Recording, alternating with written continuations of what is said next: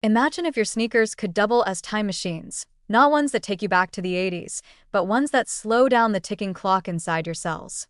As it turns out, lacing up for a brisk walk, a strength workout, or even a sweaty hit session may be one of the most underrated ways to tell you're a pigeonome. Let's not age just yet.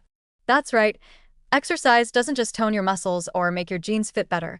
It rewires your DNA's instruction manual in ways that appear to slow biological aging. At the center of this transformation is the science of epigenetics, the layer of chemical modifications on top of your genetic code that dictates which genes are active, which are silenced, and how your cells behave over time.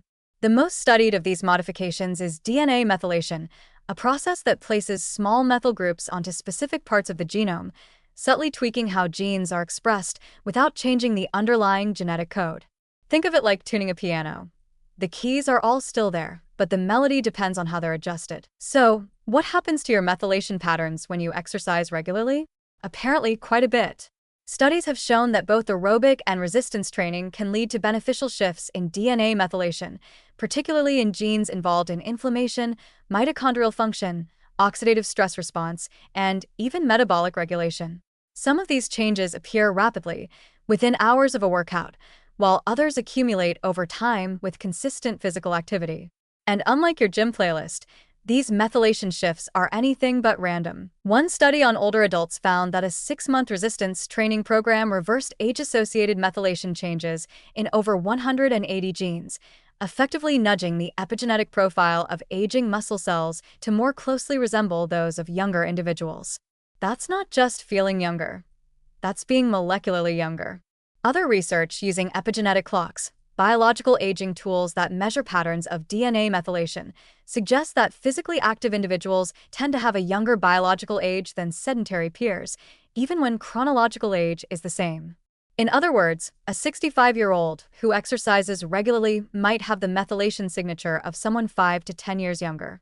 Cue the celebratory lunges. What's even more fascinating is that exercise seems to improve the stability of the epigenome over time. As we age, our methylation patterns tend to drift, a phenomenon charmingly called epigenetic noise. This disorganization is linked to cellular dysfunction, increased disease risk, and loss of tissue regeneration.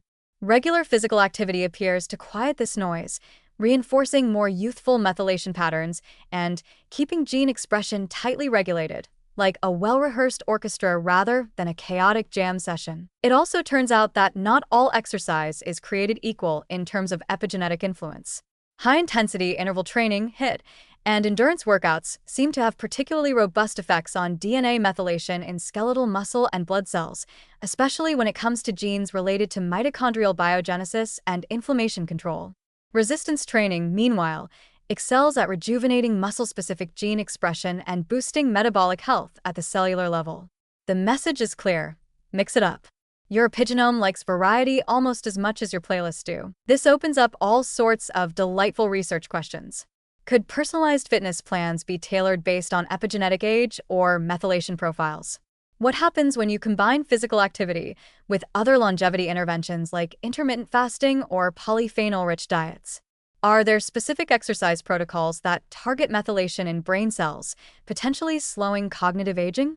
And, of course, the big one: can long-term exercise actually reverse biological age or just slow it down? For now, what we do know is already compelling.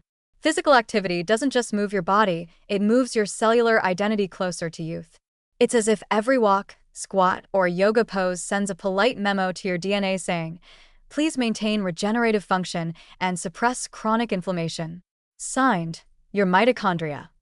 And the DNA listens. So the next time you wonder whether it's worth it to get up and move, remember, you're not just burning calories. You're literally reprogramming your cells, one methyl group at a time. And in the long game of aging, that's one of the most powerful rewrites you can make.